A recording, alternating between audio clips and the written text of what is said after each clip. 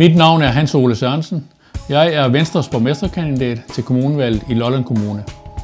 Nu har Lolland Kommune eksisteret i 4 år på godt og ondt, og det har været en lærerig periode for os alle, både politikere og embedsmænd, ikke mindst i en økonomisk krisetid. De kolossale udfordringer, vi står overfor, kræver mod og visioner på alle fronter, og den politiske vilje til at tage utraditionelle beslutninger bliver nødvendig. De unge, som skal bære arven efter os, skal have de bedste betingelser fremover med hensyn til uddannelse, samt lysten og viljen til at bruge den på deres egen egen. Det er derfor af største vigtighed, at der sættes tidligt ind i skolerne med motivation. En stærk dialog med lærere og pædagoger og vilje fra politisk side til at lytte og handle skal sikre et uddannelsesniveau, som er konkurrencedygtigt med resten af Europa. Med den faste forbindelse til Femern vil der ske mange ting, som influerer positivt på vores egen, og vi ser frem til en vækst i erhvervs- og turismelivet. Det drejer sig om at være på forkant og få del i de muligheder, der byder sig. Det vil Venstre arbejde for. Vores vindenergi og olieforskning er på internationalt niveau, og forskere kommer fra hele verden for at tage del i vores fremskridt.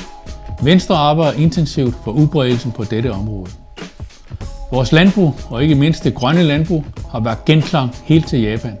Vi er stolte over den indsats, der gøres, og Venstre vil gå langt for at markere dette for omverdenen.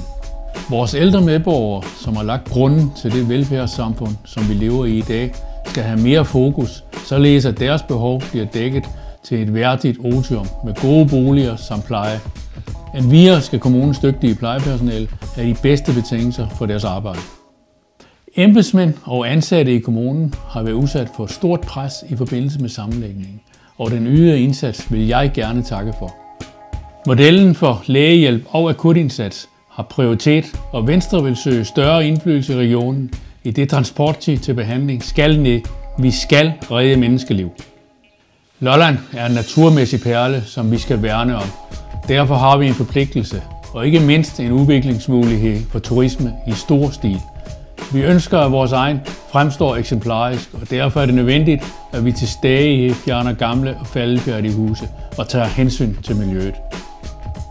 Vores egen har et blomstrende foreningsliv på grund af de mange frivillige, som trætteløst yder deres bidrag. Vi skal derfor støtte de unges mulighed for sunde interesser, fra sport og musik til andre kulturelle og innovative tiltag. Vi så gerne, at unge og ældre fik fælles udfoldelsesmuligheder hen over aldersforskellen, i det de kan lære utrolig meget af hinanden. Dette gælder også for integrationen. Kommunikation og anerkendelse er en vigtig faktor. Befolkningen skal føle tryghed ved deres kommunalstyre, således at sund fornuft og vilje til at tage fat er byrådets fornemste opgave. Venstre har kandidaterne med de nødvendige kvalifikationer og erfaring, og viljen til at lede og samarbejde skal være mit motto som Lollands næste borgmester.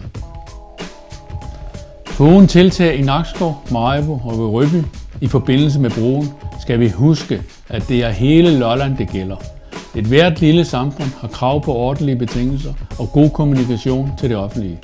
Hele Lolland er Venstres arbejdsplads og ansvar. Et kryds på mig på valgdagen sikrer ansvar, konsekvens og åbenhed. Godt valg.